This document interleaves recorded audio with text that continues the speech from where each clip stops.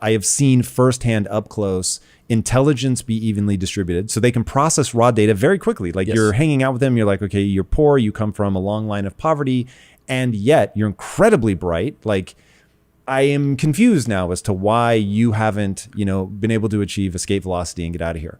And then you realize that their frame of reference, the way that they think about things, is so detrimental because your behaviors ultimately are all that matter, right? You can think that Bitcoin is the greatest thing since sliced bread, but if you don't actually buy any Bitcoin, then you can't take advantage of the growth. And so I began to realize that, or hypothesize, I should say, that generational poverty is a frame of reference problem far more than it's a money problem.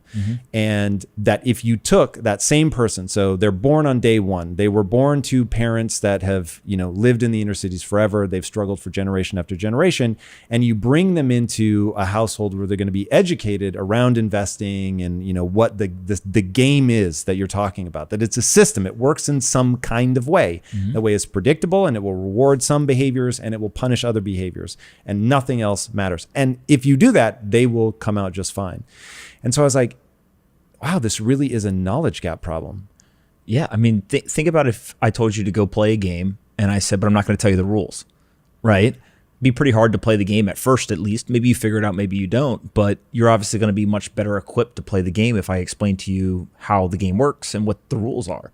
And so if you think of money or finances as a game, there's really one key rule that everyone has to understand, which is the dollars will be worth less in purchasing power terms over a long period of time. That's not a negative towards the dollar. That's not a positive towards the dollar. It's just that is a fact. And we call it inflation. Yeah, and the system is built that way. And the economic argument for why it is built that way is because if I know that my dollars are going to lose purchasing power, meaning that today it costs me $2 to buy a loaf of bread, in 5 years it'll cost me $4 to buy a loaf of bread, I'm financially incentivized to either invest the money or to spend the money. But holding it is a losing proposition.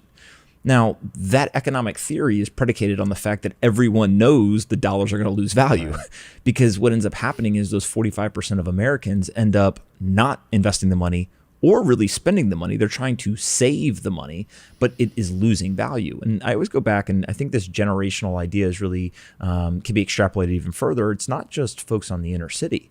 If you think back, I'm 33, you're in your 40s. If we go to our parents or our grandparents, for the most part, their financial advice was save, right? Spend less than you make. If you save, then you can make your way to financial security. That was actually true, specifically around our grandparents' generation, a little bit for our parents, and then for us, not so much. And so the advice that was passed down was actually predicated on a situation that no longer exists, because before 1971, there was nowhere near the debasement of the currency that there is today.